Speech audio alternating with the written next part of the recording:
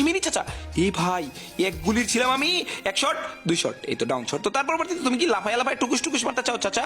তো লাফায় লাফায় টুকুস টুকুস মারতে গেছে, বাট শুভও কিন্তু এটার অবস্থা টাইট করে দিচ্ছে, আমিও কিন্তু এদিকে একটা অবস্থা টাইট করে দিছি।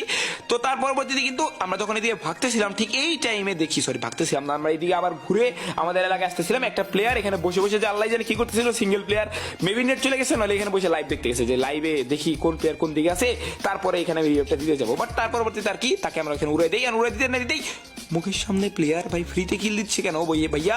আপনাদের কি আমরা ভাড়া করে নিয়ে আসছি আমাদের কিল দেওয়ার জন্য?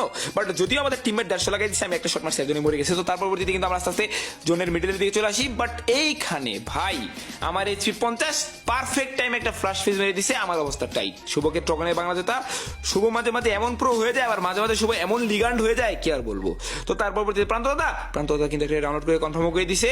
বাট ঘটনা হচ্ছে আলিফ আকাশ থেকে মাত্র ল্যান্ডিং করলো, মাত্রই সে মরছিল। বাট ঘটনা আলিফের অবস্থা এখানে পুরাই টাইট। প্রান্ত দাদা ইউ ভাগো, বাকিটা আমরা দেখতেছি। তো প্রান্ত দাদা এখান থেকে ভেঙে গেছে, তো প্যারানাই চিল, আকাশের রং নীল, সামনে আছে গাড়ি, আর প্রান্ত দাদা হয়ে গেল কিল।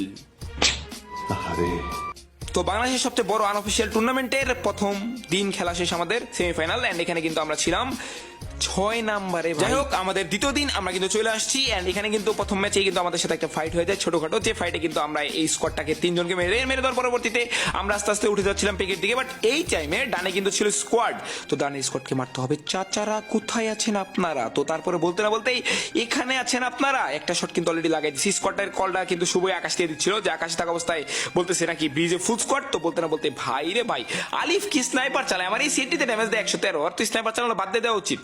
যাই হোক, সেটা বড় কথা নাই, বড় কথা হচ্ছে তার পরবর্তীতে এইভাবে আমি উড়ি যাই করতে করতে কিন্তু ফ্যাক্টরি ছাদে উঠে গেলাম, বিকজ এই ম্যাচটা কিন্তু ফ্যাক্টরি ছাদে মোটামুটি একটা ভালো পজিশন হবে। তো তার পরবর্তীতে কিন্তু আমরা ফ্যাক্টরি ছাদ থেকে নেমে যাই, আলিফ আর প্রান্ত দা টুকটাক মানে ঘাড়ের উপরে উঠে কিল করছিল। তো তার পরবর্তীতে কিন্তু আমার মুখের উপরে রাশ করতে একটা প্লেয়ার, এন্ড এটা কিন্তু ডাউন। এন্ড কিরে ভাই, এইচপি ছিল 200, ও ডানে থেকে মারতেছে বামে থেকে মারতেছে, অত্যাচার। শুভর বাচ্চা শুভ ওয়াল লাগায় রিভাইভ দিতে যায়, এখানে দাঁড়ায় ফাঁকা মারে দাঁড়ায় রিভাইভ দিচ্ছে, মানে ভাবছে থিবা এক সেকেন্ডে রিভাইভ যাবে, কিন্তু ভাবার কেন দরকার এতগুলো ওয়াল, কি সে মরে গিয়ে লাগাবে?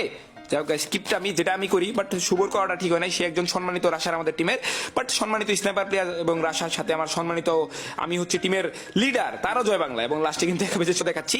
তো তারপর কিন্তু তার সময় এখানে চলে আসতো স্নাইপার প্লেয়ারকে মারার জন্য, বাট স্নাইপার প্লেয়ারটা কিন্তু এখানে কি করতেছে ভাই, ওই তো এখনো 6টাই নিমে লাইভ আছে, তার মানে এটা যদি সিঙ্গেল থাকে আরো 4টা। হ্যালো ওস্তাদ, আপনি গাড়ি নিয়ে কেন ভাগেন? দাও তো গাড়ির উপরে দাও। কি রে ভাই, আর একটু যদি কুক ছাড়া মারতা তাহলে কিন্তু একদম গাড়ির ভিতরে উড়ে যেত। বাট ঘটনা হচ্ছে লেফটে থেকে প্লেয়ার আসতেছে, কয়টা? 3টা, আর ও একা একটা। এই ওয়ান টেপ আবারও, দাদা রে দাদা কি ঘটনা ভাই, 177-এর ওয়ান টেপ কেন লাগতেছে? প্রান্ত দা পিছিয়ে চলে যাও, পিছিয়ে কিন্তু অলরেডি